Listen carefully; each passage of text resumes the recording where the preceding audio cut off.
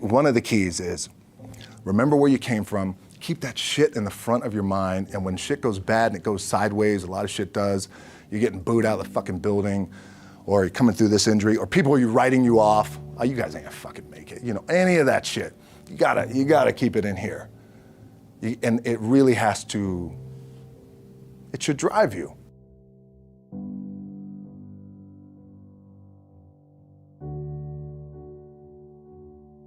This idea and this notion that you could be anything you want, and you can accomplish anything you want, right? We hear that. You've heard that from the time you were little boys. You hear that now. You're already incredibly accomplished.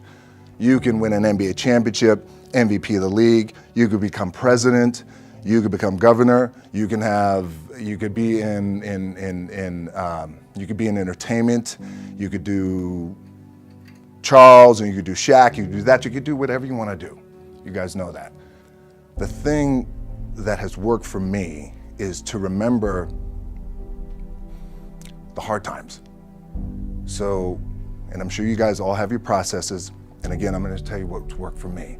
So before a big movie comes out, before, back in the days when I was wrestling with WWE, a WrestleMania match, anything big that would happen, I would always take a moment and I'd just remind myself, all right, I was evicted when I was 14. We were kicked off the island. We couldn't live in Hawaii. Had no place to live. A lot of shit happened then when I moved to Nashville. I was arrested multiple times by the time I was 16 years old. I gotta remember that. If I were playing on this team, which my skills are, what's that term? Oh, the shits. So I never play. But before I lace up, before I get on the court, before I play in these big games, before I go to the Staples Center, where history is there, those are historic walls there at the Staples Center. I would remember that, and it allows me then to be present in the moment and understand, holy shit, the stuff I have around me right now, this is the shit that I dreamed of when I was a kid. I am here. I played for University of Miami, played for great teams. Warren Sapp, Ray Lewis, they were my teammates. They were balling. Warren Sapp was playing tight end that time. I was starting defensive tackle. Yeah. They moved him over to D-line. And he looked at me, he's like, yo, dude, I'm gonna take your spot. And I said, you ain't taking my fucking spot. He said, I'm gonna take your spot. I said, no, you ain't. We battled, and he took my spot.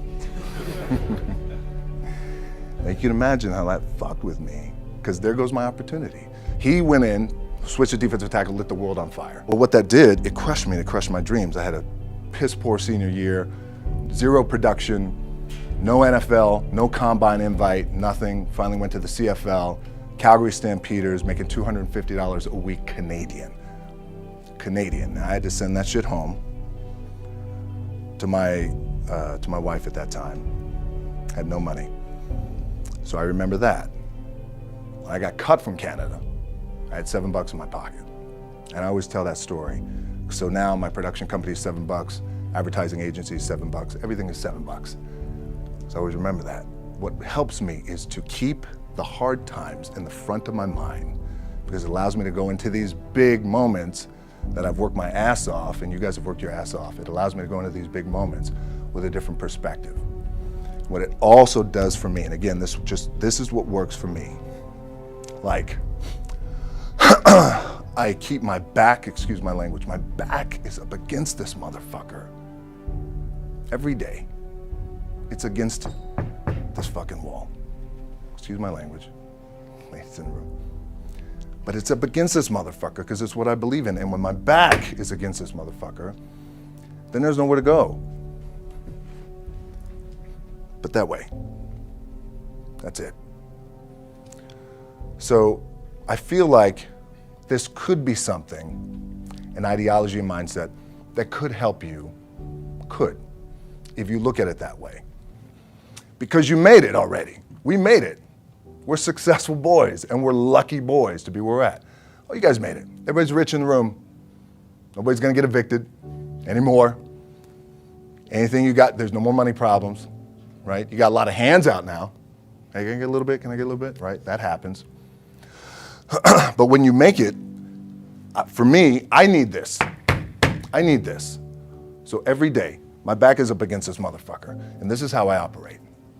Now, doesn't mean you don't smile, Doesn't mean you don't laugh and joke, right? You're happy, I'm a happy guy. But when it comes to business and when it comes to executing, it's up against this. And I gotta go that way. And I don't give a fuck who is in front of me.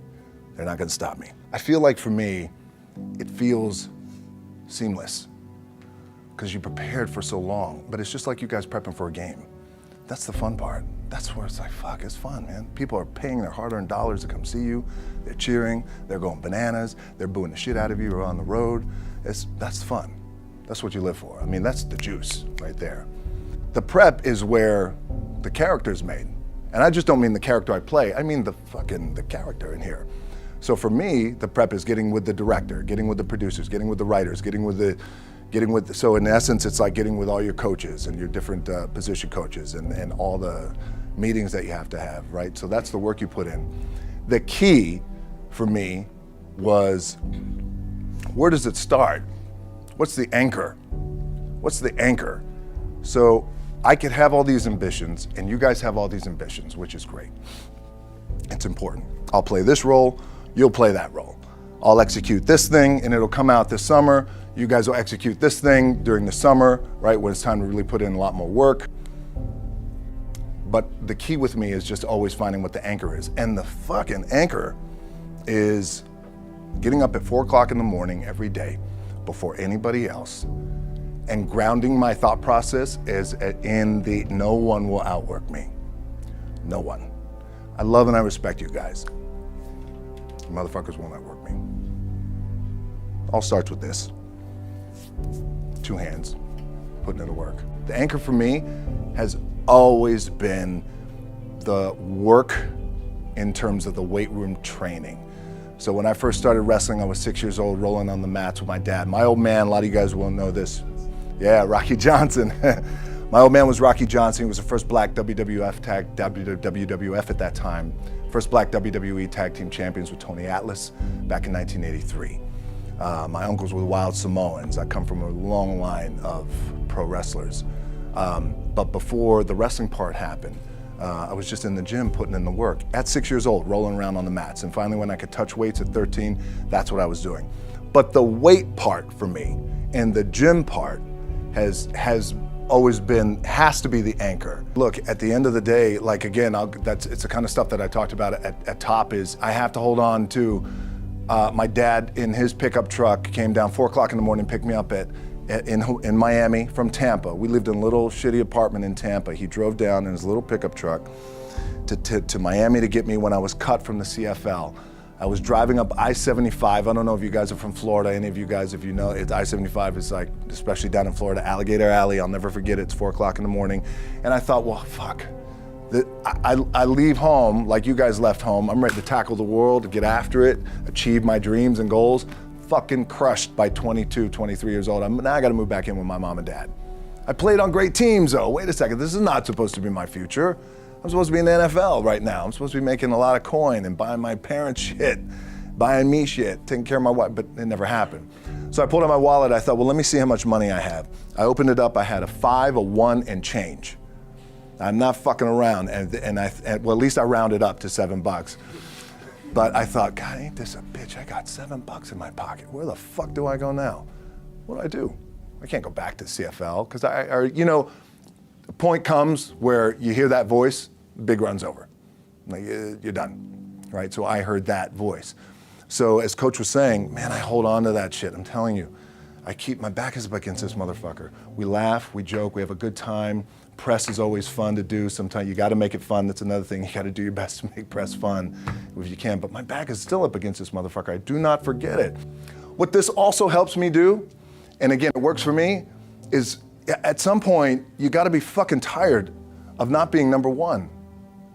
You have to be, and you gotta fucking play angry, and I play angry. Now, I'm cool and calm with my approach, and when I step out on my field, which is a set, or, you know, like, there's some, and you're always gonna have haters, and haters are like, well, God damn, man, how many movies are you gonna make, or how much shit are you gonna do? Like, you do a lot of shit. I say, yes, it's my ambition. Of course, why not? I could do it. Yeah, I love what I do. And not only that, but in what world do we not work every day? Doesn't mean, it's just like you guys in the off season. You gotta work every fucking day. It doesn't end. My back is up against this thing, you know, and I started to play angry, by the way, and I still play angry. My last match, Brock Lesnar, transitioned, and I realized if I had to be great at something, I wanted to be great in this world of Hollywood and movie making and producing and entertainment, I had to commit, and like you guys have to commit. Obviously, you commit to something, commit to the goal. So I quietly retired. 2 years later, I thought, what the fuck did I do with my career? Because my movies were not doing well. I was written off. I was like, it was around 2006, 2007. I was like, God damn. I left, I pulled a Jim Brown. I left when I was on top, like #1 in the wrestling business, and I left. It was a ballsy, gutsy, some call it stupid move, but I had to commit and I had to follow what was in my gut.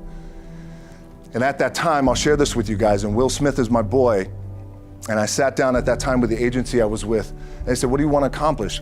I said, I want to accomplish the world. I want the world, and I want Will Smith's career, and I said, and I mean this respectfully because I know he's here at this agency with us, I want to do it bigger and better. And they looked at me like I had 3 fucking heads, and they were like, okay. But I still stayed focused, and I still had still put in the hard work with my 2 hands, and that's it. And that's what it comes down to with you guys. One of the keys is, remember where you came from, keep that shit in the front of your mind, and when shit goes bad and it goes sideways, a lot of shit does, you're getting booed out of the fucking building, or you're coming through this injury, or people are writing you off, oh, you guys ain't gonna fucking make it, you know, any of that shit. You gotta keep it in here. And it really has to, it should drive you.